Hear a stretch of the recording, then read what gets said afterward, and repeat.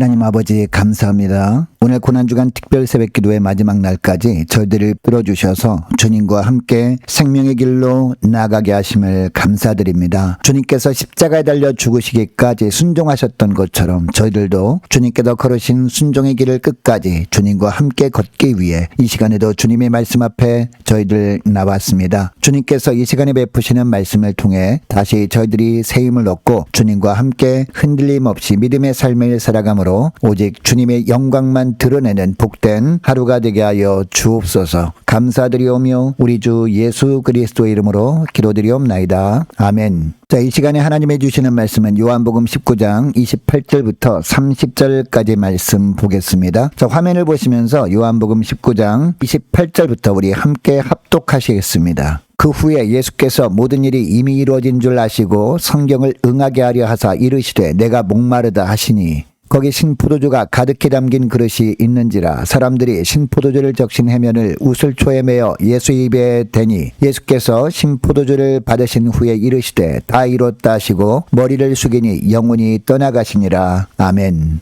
여러분, 우리가 살다 보면요, 사랑하는 사람의 마지막 말 한마디가 오래도록 기억이 남는 경우가 있습니다. 사랑하는 사람이 눈을 감기 직전에 남긴 그 한마디가 세월이 흘러도 마음 깊은 곳에 남아있는 경우가 있다는 겁니다. 예수님께서도 십자가 위에서 마지막 숨을 거두시기 직전에 세 마디 말씀을 남기셨습니다. 자, 오늘 우리는 그 마지막 세 말씀 속에서 예수님의 십자가가 왜 우리에게 이토록 크고 놀라운 은혜인지를 함께 마음에 새기고자 합니다. 여러분, 예수님의 십자가가 왜 우리에게 은혜일까요? 첫째로 십자가는 우리의 모든 목마름을 채워주시는 은혜이기 때문입니다. 여러분, 십자가에 달리신 예수님께서는 6시간이 지나도록 온몸의 피와 수분이 다 빠져나간 상태였습니다. 그 극심한 고통 가운데 달라붙은 입술을 간신히 여시어서 내가 목마르다라고 말씀하십니다. 여러분, 이 말씀은 단순한 육체의 갈증이 아니었습니다. 여러분, 생각해 보시기 바랍니다. 예수님은 일찍이 사마리아 우물가에서 수가성 여인에게 내가 주는 물을 마시는 자는 영원히 목마르지 아니하리니 라고 말씀하셨습니다. 남편을 5이나 바꾸면서도 끝내 채워지지 않았던 그 여인의 깊은 목마름을 주님께서 아셨고 친히 채워주셨습니다. 그런데 바로 그 주님께서 지금 십자가 위에서 왜 목마르다라고 하신 걸까요? 우리의 목마름을 예수님께서 대신 지셨기 때문입니다.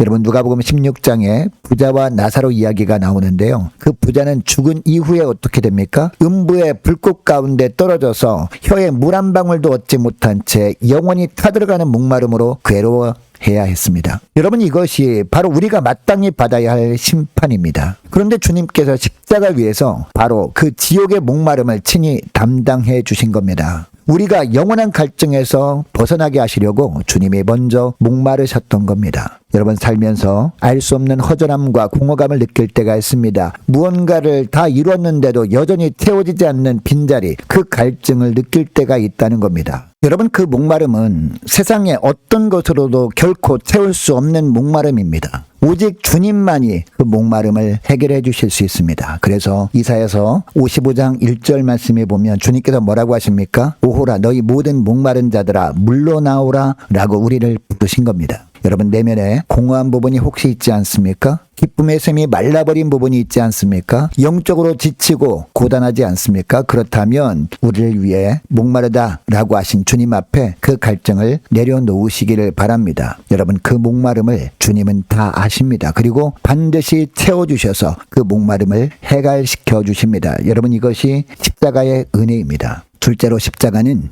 죄와의 영적 싸움에서 이미 이겨주신 은혜입니다. 여러분, 신포도주로 입술을 적신 이후에 예수님께서 큰 소리로 외치시는데요. 다 이뤘다 라고 외치십니다. 인간적인 눈으로 보면 그 자리는 가장 비참한 패배의 현장이었습니다. 십자가에 못 박혀 피 흘리고 죽어가는 사람이 하는 마지막 말로는 도저히 어울리지 않는 외침처럼 보입니다. 그러나 이 외침은 패배자의 신음이 아니었습니다. 이것은 승리자의 선언이었습니다. 하나님 아버지께서 맡기신 인간 구원의 사명을 완수하셨다는 당당한 선포셨습니다. 주님의 이 한마디로 죄악의 권세는 꺾였습니다. 주님의 이 선포로 죄로 말미암은 저주는 완전히 속량되었습니다. 주님의 이 외침으로 사망 권세는 산산이 부서졌습니다. 여러분, 사람 마귀는 예수님을 십자가에 못 박으면서 자기들이 이겼다고 여겼을지 모릅니다. 그러나 그들이 틀렸습니다. 바로 그 십자가에서 예수님이 승리하신 겁니다. 십자가야말로 하나님의 가장 놀라운 역전의 현장이었습니다. 여러분, 우리는 날마다 죄와의 싸움 속에서 살아갑니다. 끊어내고 싶은데 끊어지지 않는 죄의 습관이 있을 수 있습니다. 물리치고 싶은데 자꾸만 고개를 드는 탐심과 교만과 두려움 앞에서 지쳐버릴 때가 있을 수 있습니다. 그러나 기억하시기 바랍니다. 우리가 스스로 싸워서 이기는 것이 아닙니다. 십자가에서 이미 이기신 주님 안에 굳게 서는 겁니다. 이것이 우리의 싸움입니다. 여러분, 그러므로 여러분에게 죄가 다가오고 어둠의 세력이 압박해올 때 다 이뤘다라고 하신 그 주님의 선언을 믿음으로 붙드시기를 축복합니다. 십자가에서 이미 이겨주신 주님 안에서 날마다 담대한 믿음으로 승리의 삶을 살아가시는 저와 여러분 되시기를 축복합니다. 셋째로, 십자가는 우리를 영원한 안식으로 인도하시는 은혜입니다. 여러분, 예수님은 승리를 선언한 이후에 마지막으로 조용히 아버지의 이름을 부르십니다. 저 오늘 본문에는 나오지 않지만 누가복음 23장 46절에 보면 주님은 돌아가시면서 마지막으로 아버지, 내 영혼을 아버지 손에 부탁하나이다 라고 기도하십니다. 여러분, 이 기도는요, 시편 31편 5절에서 다윗이 드렸던 기도였습니다. 여러분, 다윗은 죽을 것과 같은 고통 속에서 내가 나의 영을 주의 손에 부탁하나이다, 진리의 하나님 여호와여 나를 속량하셨나이다 라는 기도를 다윗은 하나님께 올려드렸습니다. 죽음 앞에서 자신의 영혼을 하나님의 손에 맡긴 다윗의 그 믿음을 이제 다윗의 자손 예수님께서 친히 십자가에서 완성하신 겁니다. 여러분, 30절을 보면 머리를 숙이니 영혼이 떠나가시니라 라고 합니다. 여러분, 얼마나 극심한 고통의 자리였을까요? 그런데 예수님의 마지막 모습은 그 참혹한 자리에서도 너무나